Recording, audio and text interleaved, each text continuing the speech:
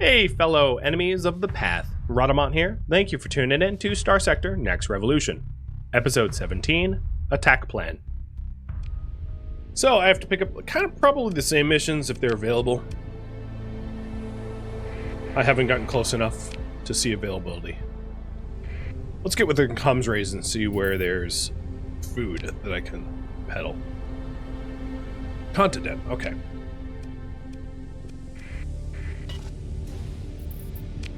The swap trait stuff. Yeah, let's do that again. Thanks for reminding me.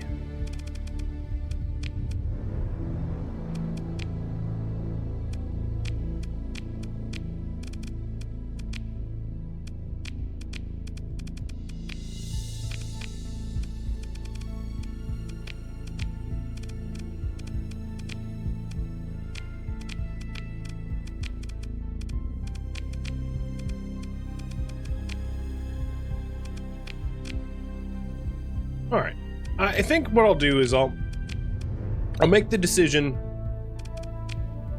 to never be all that diplomatic. Oh, hey, buddy. He probably smells me. And never to lose my 1.0 technocratic. But there, I made some adjustments to try to avoid open hostilities. Yeah, for whatever reason, I had esophagitis today, so I had, like, if you're not sure what that is, kind of like esophagus pain, for lack of a better term, and I didn't eat as a result, and then, like, oh man, I was not feeling right.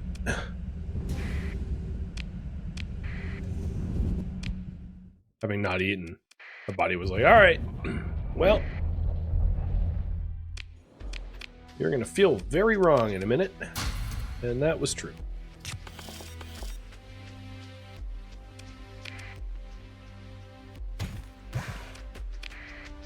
Alright. Well, I don't have the commerce going now. And we still have the Luddic paths hammering us away. But what I'm hoping to do is earn money from running core missions in order to get commerce going and then get rid of that pather base.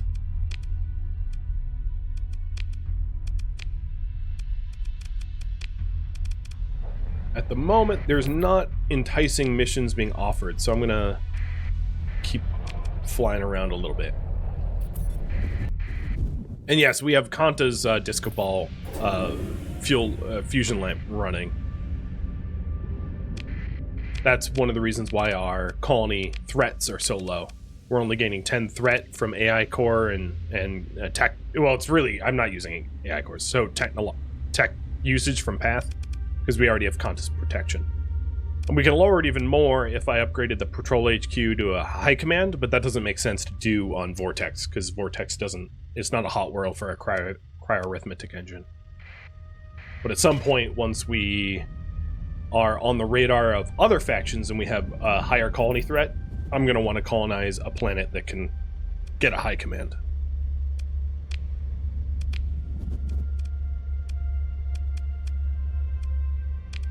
Alright, I'll take these two missions.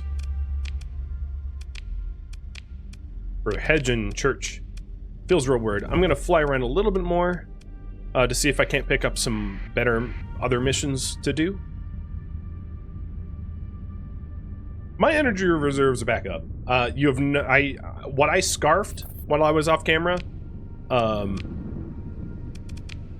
was well, it was tasty, but it was like a giant heap of peanut butter that barely went down, and a banana, and some milk. I was just like, nah. I was like, I need, you know, protein, electrolytes, and some way to swallow it. And I did that as fast as I could.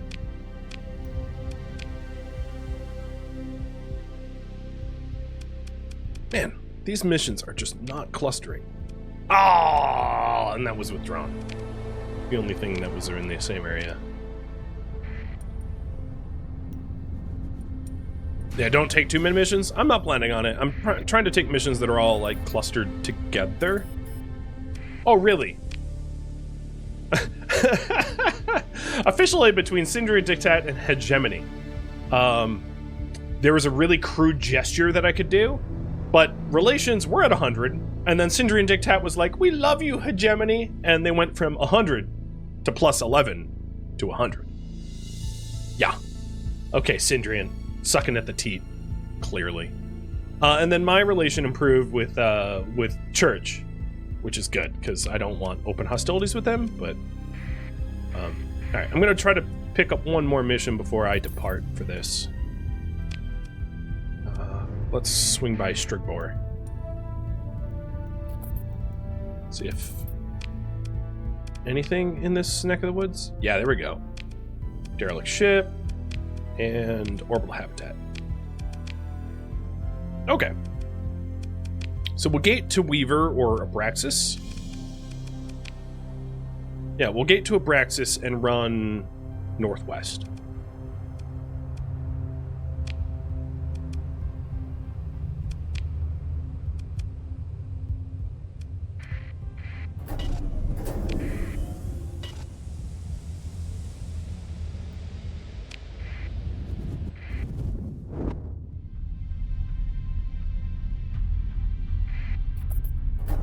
Do I need to buy more fuel? Might as well have it. I don't want to run out of fuel way up out there.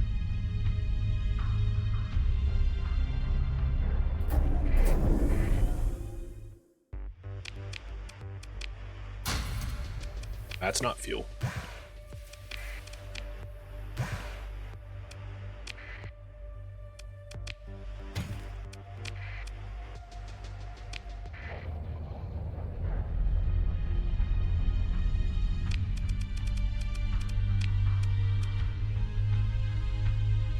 Okay. Once we're done with that, I should have the money for commerce or close to it, depending on the running cost of the fleet.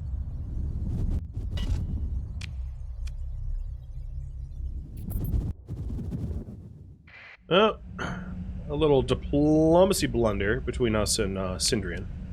It's not going to kill us, but happens.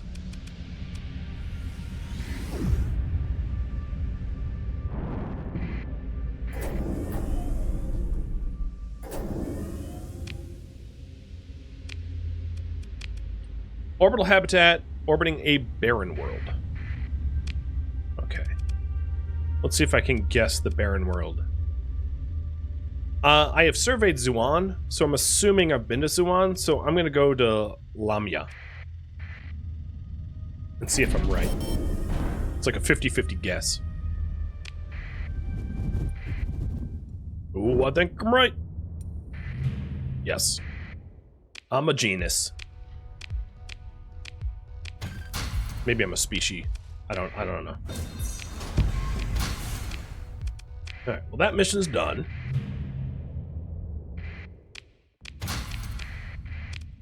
There was some ping around the star? There's something here. Oh, weapons cache. With Marines. Sarissa Wing Blueprint, not one I care for. Claw Wing, I already have that. Still, it's free.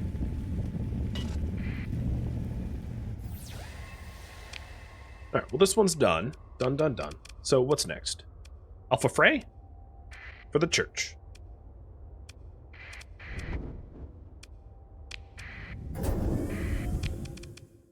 There's only 3 D-mods left. Not bad.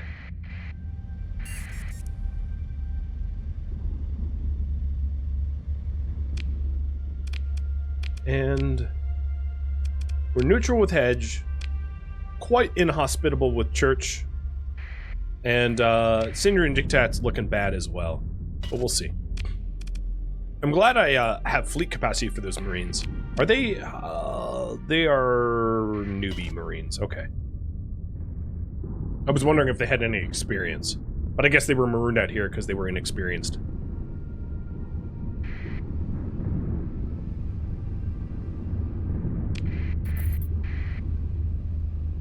Oh,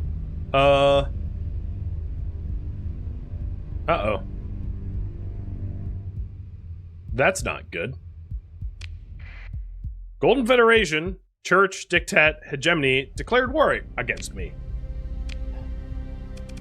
Because of some random diplomacy blunder between me and the Church. Which I have no control over. I know people love this mod, but like, my lord, is it annoying sometimes. Where would the latest event be? I don't even know. I didn't even see that come across the line. Just dumb.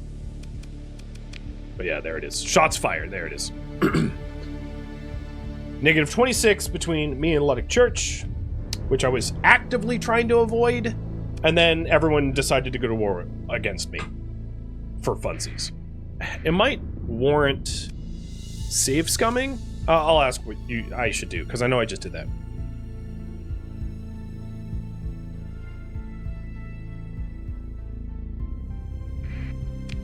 No. 2.5 minutes to vote on that while I do this survey.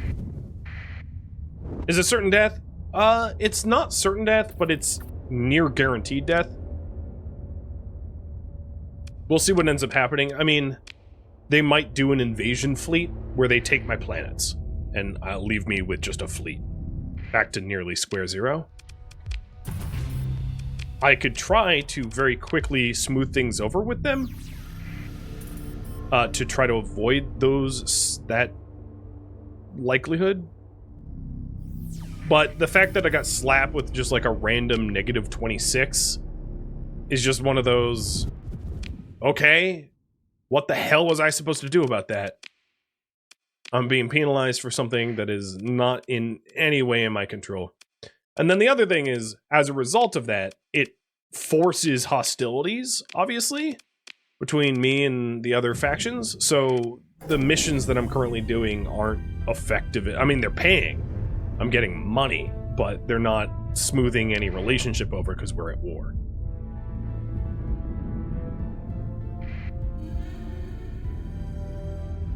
Alright, looks like I'm F9ing here. It was a runaway pull. Yeah, so this is what I was trying to do, running missions for the Church. I'm like, about to, you know, because I just want to get away from the open hostilities in any moment. You can see why I was picking up Church missions.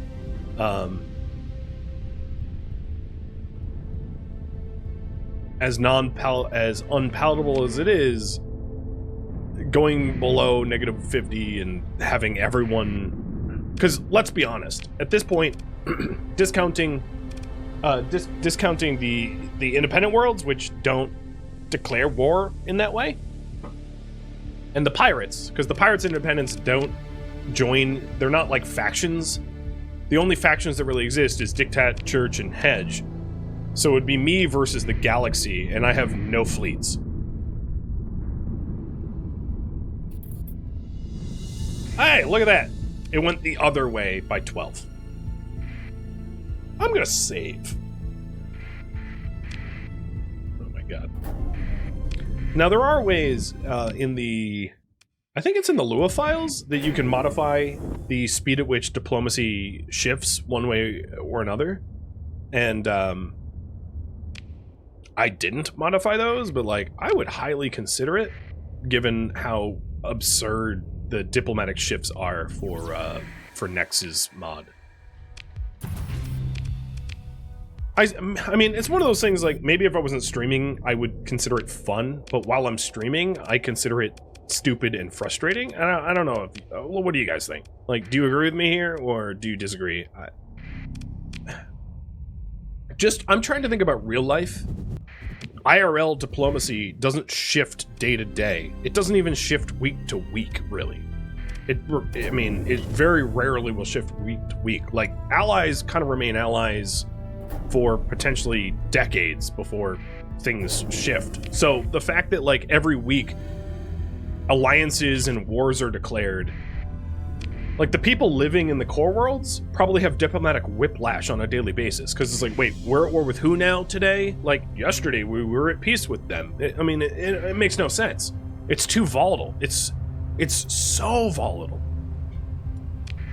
Like, can you imagine another 4X game or, like, diplomacy game, though, like that? Like, imagine, I don't know, Civilization or Stellaris or something like that, where, like, every week it was like, War Piece, War Piece, War Piece, War Piece, and you're like, dude, you're breaking my neck, there's so much whiplash here. This is ridiculous. That's how I feel like the Nex is set up, and I'm actually really surprised, because everything else that the Nexerelin adds is, like, pretty awesome and pretty balanced. You know, I say this a lot, but a lot of the times when mods add in new features, they don't balance it compared to vanilla features, meaning that whatever they add in tends to be stupidly overpowered. And Nexerelin doesn't really have features like that. Not, well, some of them, but not exactly, right? Except for the diplomacy thing. The diplomacy thing, like, drives me batty, because it's like impossible to manage and totally absurd. Oh man, Vortex, what the hell is going on? You are killing me with your lack of stability here. I'm gonna remove Freeport and Hazpay to try to not go bankrupt as I'm out here on the. I'm gonna have to deal with the. Ooh, hello. I'm gonna have to deal with that those Ludd base sooner than later because they're driving me bankrupt. So one of those volcanic worlds had ruins. If I can ditch my tail here.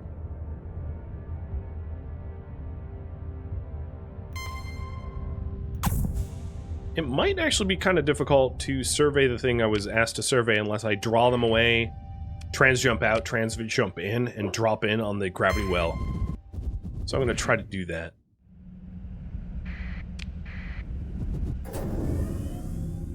Oh yeah, it's right next to a nexus. I feel like they sent me on a fool's errand here. They're like, go survey this planet that we know is right next to a remnant nexus. Good luck! Thanks. Thanks, Hedge. They knew what they were doing.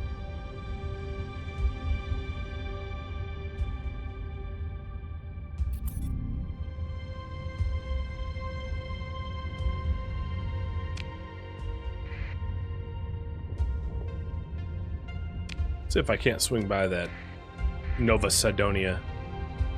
See what ruins there is.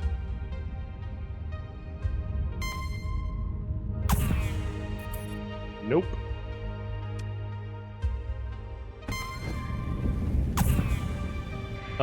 What was that relief there? Oh, it disappeared. I think my relation to the Luddic path went... Oh god, I'm gonna get grabbed. Went up. Just by chance and random.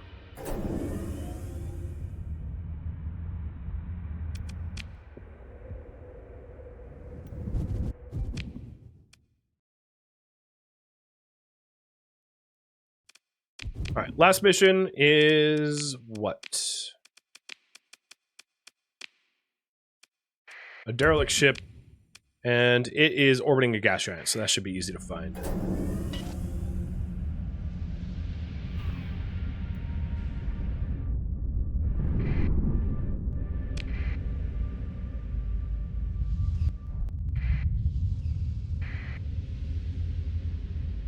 There's two gas giants. Tasmania and Timor. Alright, I'm gonna go with Taz first. I was right. And locations of weapon cache.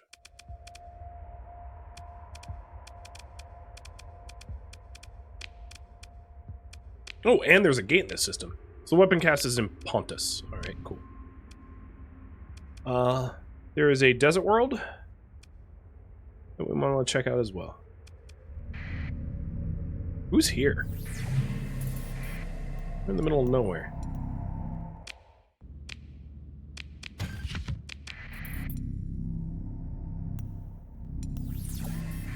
It's weird to see so many ships this far out, because we're just so not near anything.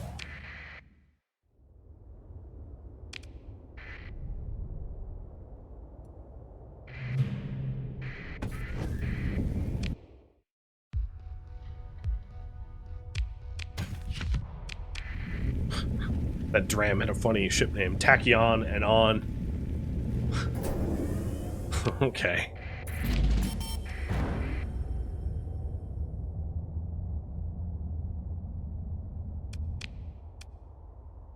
Alright, that's enough. Tech mining, shut down. Its maintenance is yielding less than its actual yield.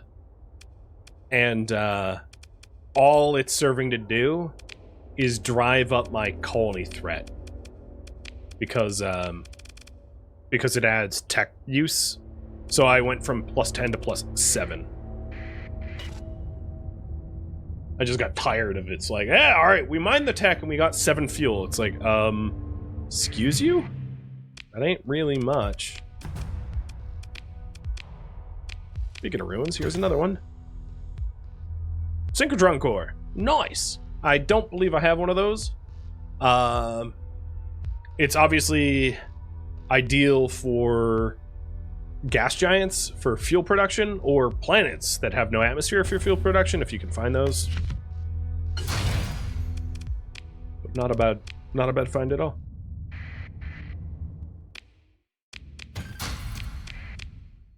Alright, let's get to the gate now. I'll swing by the other worlds because they're kind of on the way there towards the gate. Can I upgrade stability? So I can spend oh wow, it got stable on its own. I can spend story points to increase stability on the planet, but it's exponential cost. So it's like 2, 4, 8, 16 for story points. You know, to increase accessibility or to increase production. Like you can move things a little bit. So I could increase stability at Vortex by going to population and infrastructure and doing that, but I don't really want to do that because it's somewhat of like a permanent choice, given that you can't unstory point it, and then the cost of changing anything in the future becomes a lot more expensive. So it makes sense to do that to like an orbital works, which is on my fleet builder world with like a pristine nanoforge, but makes a little bit less sense for just a on the whim, oh, stability's a little down for this month, so let's fix it with a permanent fix that makes everything else more expensive in the long run.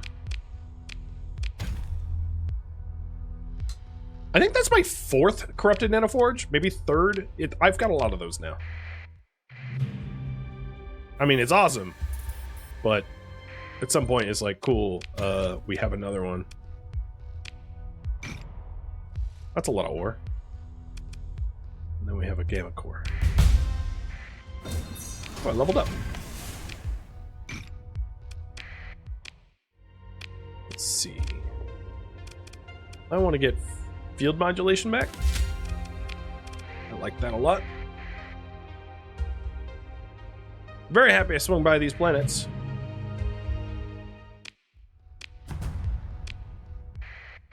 Another orbital habitat. Whoops. Big old misclick.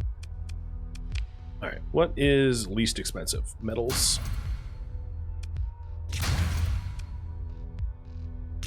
Food, then metal. Oh no, food, then ores, then metals. I'm trying to keep the more expensive stuff. So like, luxury goods is 100 per unit. You know, domestic goods is 50 per unit. But like, this is 30, 10, 20.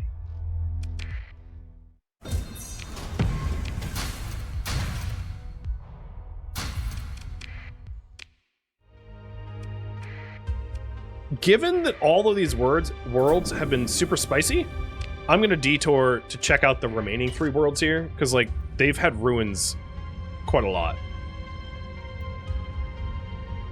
Is it the cost per building, or does it increase planet-wide? It's planet-wide. Anytime you use a story point on a planet, the cost for additional improvements on that planet are doubled, and they keep doubling. That's so weird. Unrest on Vortex reduced by 2 because the Ludd path delivered aid. Thanks? All the more reason why I didn't invest the point. Because it's a problem that sorted itself out without, you know, huge investment.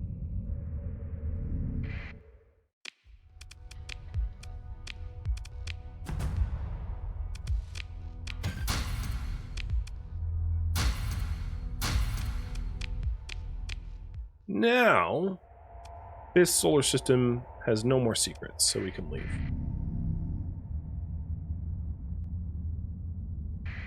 Is there a way to get the Pathers permanently off my back? To destroy them as a faction, which can't be done in vanilla Starsector, but can be done in Nexerelin. To invade all their planets and destroy them. To either take their planets over so they don't exist, or nuke their planets into nothing. One or the other.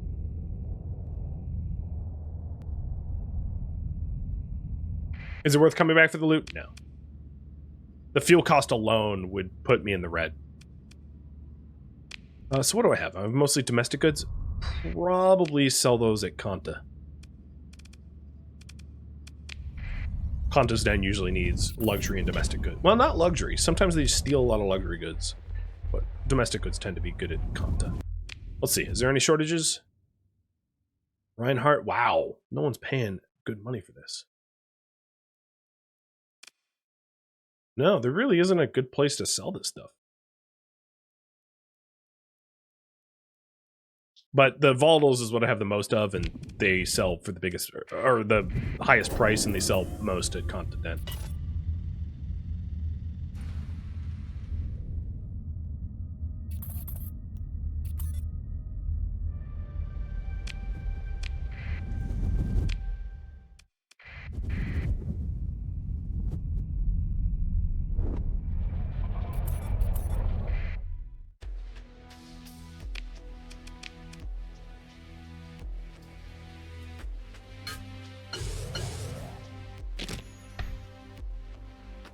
So I have a lot of heavy machinery back at my home base, so I'm just going to sell that here.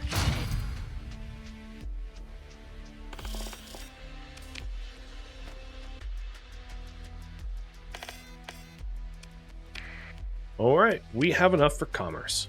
Nice. Additionally, we have extra credits, so I could consider yet another. I could consider maybe mining or refining. I think mining would be a good one. I'm just going to do both commerce and mining. Because mining, we have moderate ores and abundant organics, so those are two things to mine. Big changes.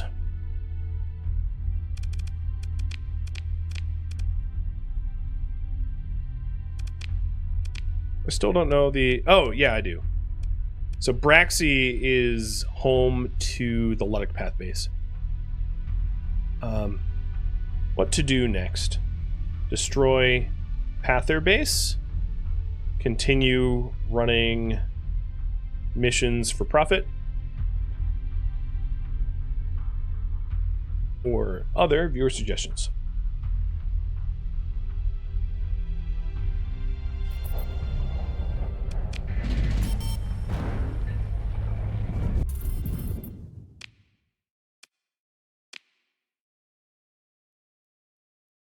I should run back home to ditch the Marines, drop off the cores and the other stuff. And we have a lot more crew than we need to.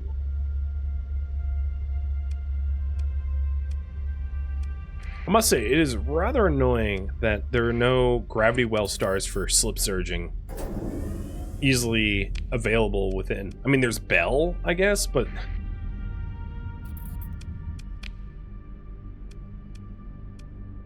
Jeez. Gemini is colonizing just one system west of me, more or less.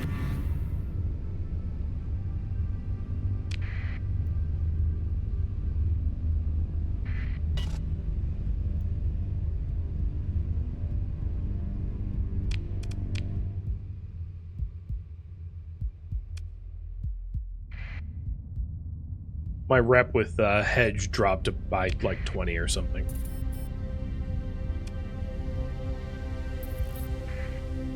A remnant raid heading to Strigbor. Well, there were also... How big is this raid?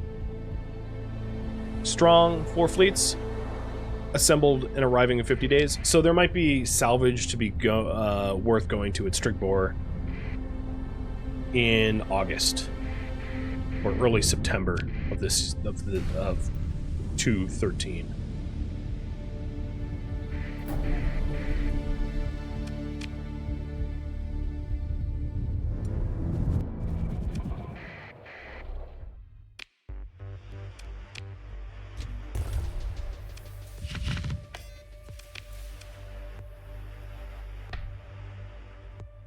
So destroy the Pather base seems to be the popular option for you guys.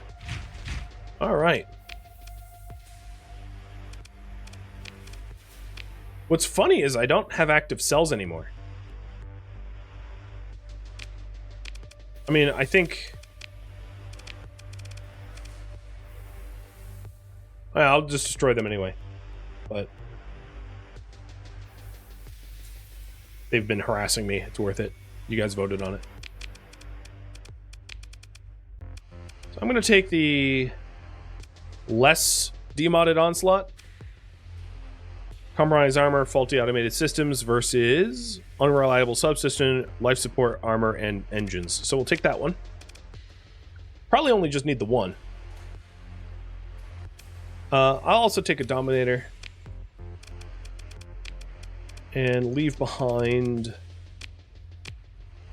storage ships.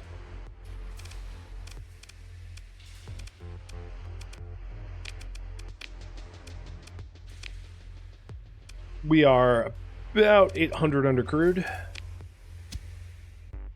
This is going to be expensive. In fact, I'm going to go bankrupt in doing this, just to throw it out there. That's okay. It's what you guys wanted. Now, the big one is, let's take all the other ships out and strip them, because I don't have a lot of guns available to me. In fact, I'm going to strip the Dominator too, because I don't really care.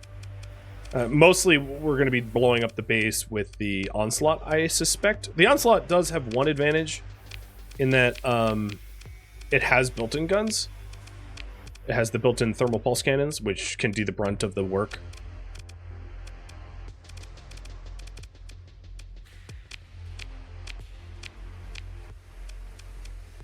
Oh, I wanted the Dominator.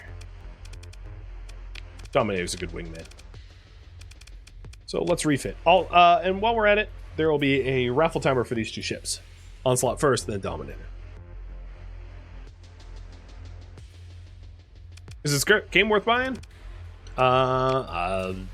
Yes, sure. Questions like that are hard to answer, because if I don't know who you are and I don't know your preferences, I'm just guessing. So I'm gonna guess yes. No offense, but I hate questions like that. It's like, how would I know? I don't know what you like.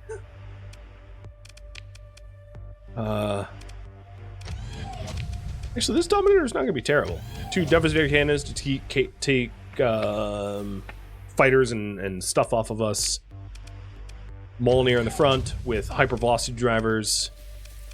And in the back, I would like, ooh, dual flak. Man, this is actually not horrible. And then we'll put regular... actually, we'll put regular flak on the sides, or dual flak on the sides and regular flak on the back.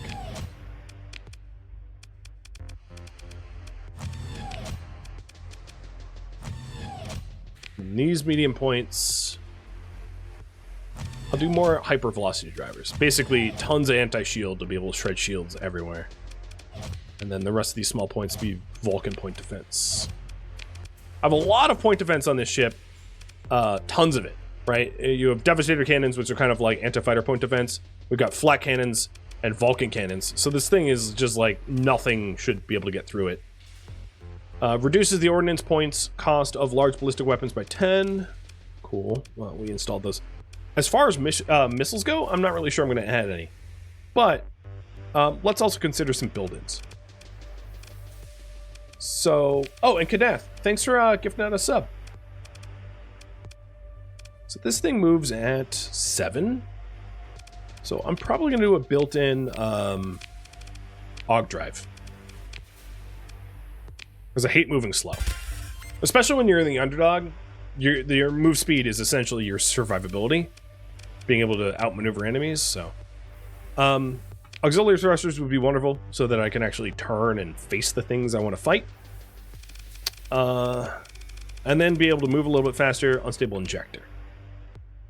Now, for the other build-in, because I have 2 build-ins, I'll probably want ITUs.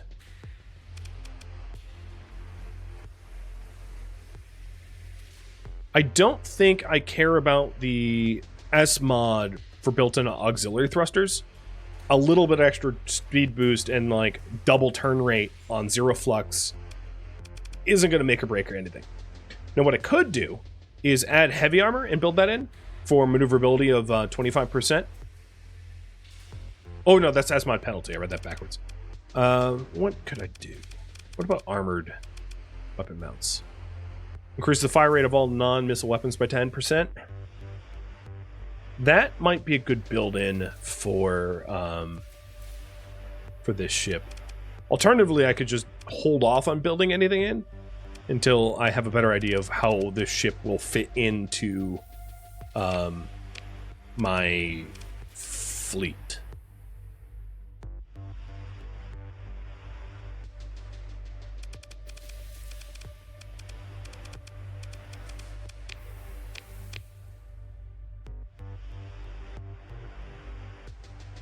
Like built-in extended shields would raise my arc to 300 up from 180, which is pretty significant. Or stabilized shields converts 10% of hard flux to soft flux. I don't know. Yeah. So this should be enough to take out a path base.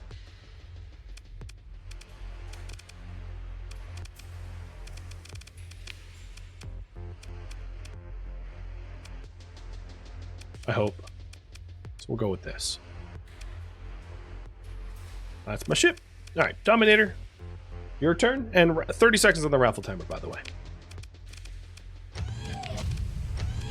I'm glad I kept all those Gauss cannons.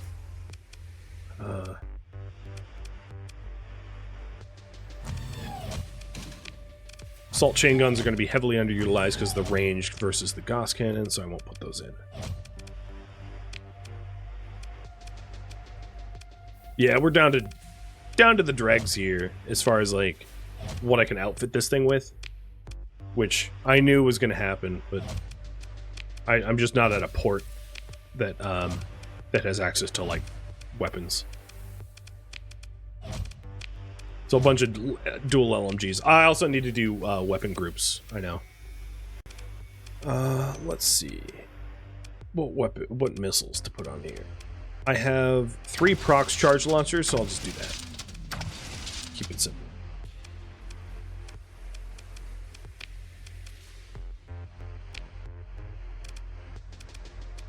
Now the other question is, how fast does that move?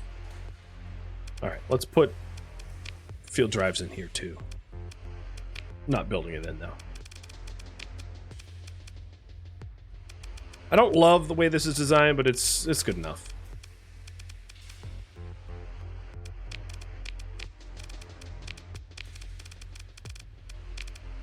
Okay. Dominator's done, and Onslaught's name is Niamat. Or Nimiat.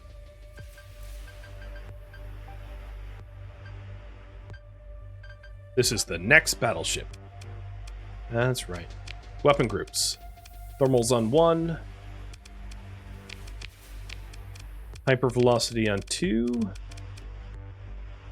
No, maybe Mjolnir on 2, hypervelocity on 3. Dominators on 4, and point defense on 5. And then the other ship is the Skyra. Do you already have a ship? Let's assume you don't.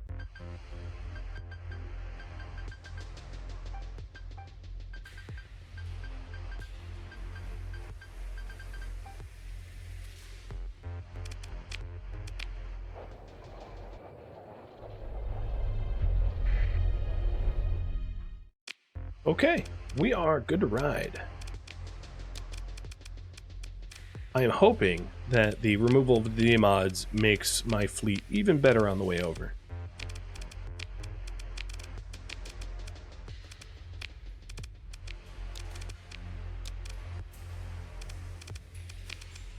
I'm gonna also take... I don't think the hammerheads are like designed well, but I'll take the hammerheads anyway. Or the hammerhead and the wolf. So I'll need to make sure that I'm not under... I'll strip all the captains out again and auto-assign them. Because, yeah, I don't need captains in monitors. Monitors are just kind of like mosquito ships to be able to annoy enemies. They're not combat effective ships at all. They're not going to kill anything.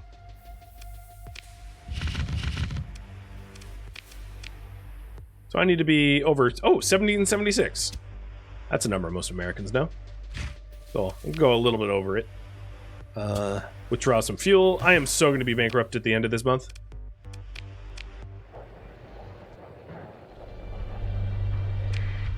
And we're trying... Where is this again?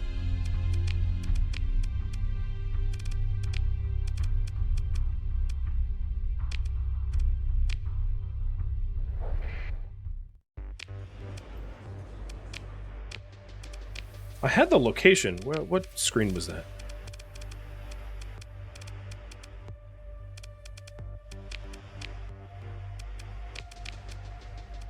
So it is coming from Braxy. So you can go to Braxy and back with the fuel that we have. Good.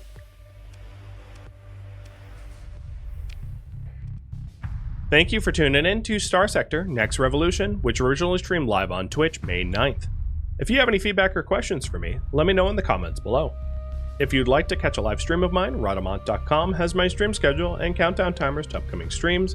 And if you would like to join my online gaming community on Discord, Rhadamant.com has a link to it, as does the description of this video. Thank you so very much for watching, and a special thank you to my Patreon patrons, Twitch subscribers, and viewers like you that support the channel and made it all the way to the credits. Thank you so very much. I hope to catch you next episode or an upcoming stream. Farewell, my fellow revolutionaries.